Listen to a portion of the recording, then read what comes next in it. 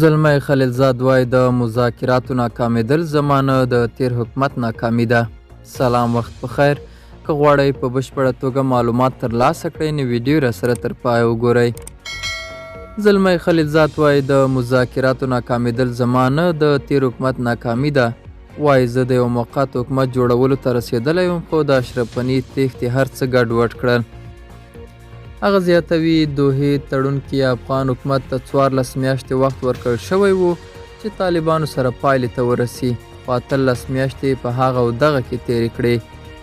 نوموړی وایي افغان حکومت فکر کاوه چې امریکا کې به نوی حکومت راشي او د دوحې تړون به ختم کړي او هم په دې باوري نه و چې بهرني عسکر به وځي.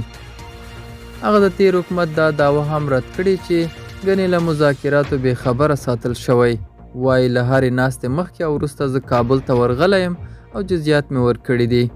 دا وه زموږ نننۍ چمتو شوې ویډیو. تر بیا ښه وخت، ښې چارې.